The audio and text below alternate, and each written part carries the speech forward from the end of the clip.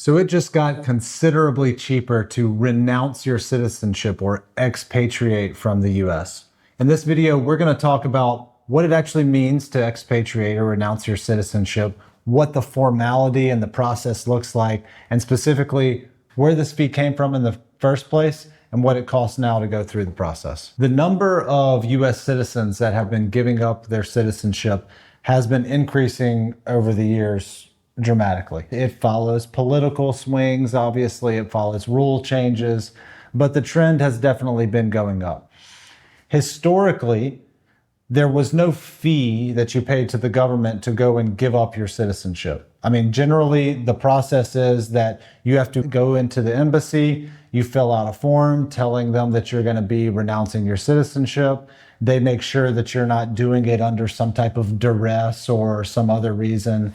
They make sure that you have a citizenship somewhere else so that you're not just stateless roaming around the world with no tie to anyone.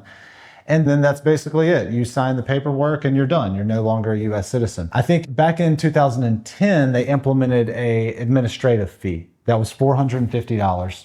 Just the cost to process the forms and things like that, which seemed relatively reasonable at the time. Then in 2013, there was FATCA. So FATCA came out, the Foreign Account Tax Compliance Act. That's the basic idea where the US blackmailed all of the banks around the world into giving and handing over their US taxpayer information to the US banks. So that started making it a lot harder for US citizens. This is still the case, by the way, harder for US citizens to get bank accounts, get financial accounts in non-US countries because of the paperwork that's now involved by that non-US bank in complying with the IRS and Treasury requirements. So that act dramatically increased the amount of people that were renouncing their citizenship. Coincidentally, or maybe not so coincidentally, at that same time in 2015, the IRS upped the fee from $450 to over $2,000. So when you go through that process, you have to write a check to the US government for the privilege of renouncing your citizenship. The IRS argued that because the number of expatriations went up, they needed to cover it with this additional administrative charge. I personally think there's some aspect of the fact that they wanted to disincentivize people from expatriating and leaving the US tax system. And so they increased this fee, which does hold some people back from expatriating. The main type of client that I work with that renounces their US citizenship is what we call accidental Americans. So of course there are people that lived in the US their whole life, decide I'm out of here, I don't want to do this anymore, I'm going to another country and renounce my citizenship. But a lot of the people I work with are the people that say they were born in London and one of their parents was US citizens. So they got US citizenship through their parents, but they've never even been to the US. They certainly don't feel like a US citizen. And then all of a sudden they turn 18 or whatever and they go to get a job and they try to set up a bank account and they say, no, you actually can't get a bank account here because you're a US citizen. In that case, this person that doesn't feel like an American might not want to keep that US citizenship as it causes an administrative and practical headache in a lot of cases to have to deal with both countries' laws at the same time. So in those scenarios, when they learn that having to pay over $2,000 is the fee for that process, that can be a pretty big hurdle for a lot of people. A couple of years ago, there was a bill proposed to reduce the fee back down to $450. There was back and forth, and we've been going through this for a couple of years now. But fortunately, they finally decided to lower that fee officially back down to $450, which kind of shows me that the fee was not really an administrative fee in the first place. It probably was more of a deterrent style fee.